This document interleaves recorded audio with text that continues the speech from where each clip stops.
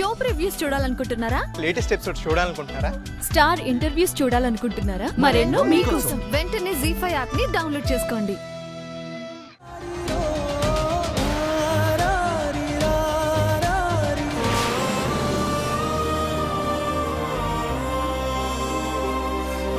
వదినా,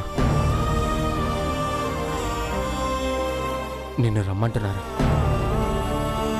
ఎలా రాగలను శివ?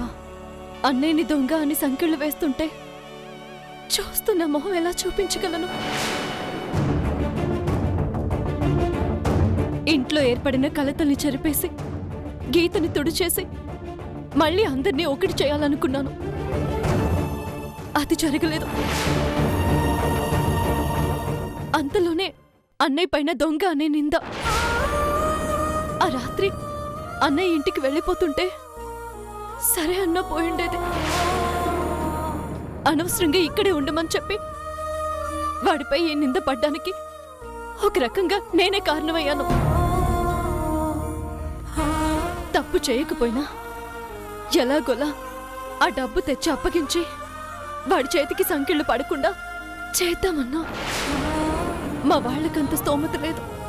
డబ్బులు తెచ్చిస్తే దొంగతనం చేసినట్టు ఒప్పుకున్నట్లే కదా వదినా? కనీసం జైలుకి వెళ్ళడమైనా తప్పేది కదా శివ. మాదసలే మిడిల్ క్లాస్ ఫ్యామిలీ. చెల్లెల ఇంట్లో కొడుకు దొంగతనం చేశాడంటే మా అమ్మ తట్టుకుంటుందా? నీ మొగుడు దొంగంటే కదా అని నీళ్ల కుళాయి దగ్గర మా వదిన్ని, మీ నాన్న దొంగరా అంటూ స్కూల్లో నా మేనల్లుణ్ణి ఎంతలా ఎత్తి పొడుస్తారో తెలుసా? పోనీ ఊరి సర్పంచ్గా ఆ పోలీసులకి నువ్వేనా నచ్చ చెప్పచ్చు కదా వదినా? మామయ్య గారు చెప్తేనే వినని పోలీసులు నేను చెప్తే వింటారంటావా?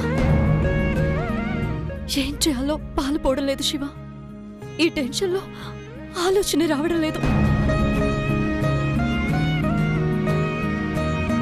నేను ఇల్లంతా వెతికాను వదినా. పోలీస్ డాగ్ వెతికినా దొరకలేదు అంటే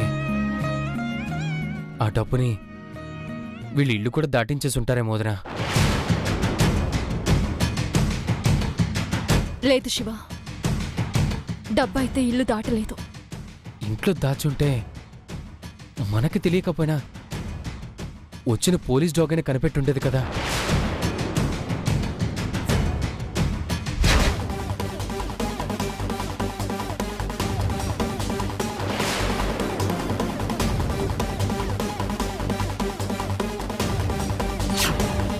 తప్పులు చేసి ఏ టెన్షన్ పడకుండా ధైర్యంగా నిలబడే అలవాటు మీకున్నట్టు అందరికీ ఉండదు కదా.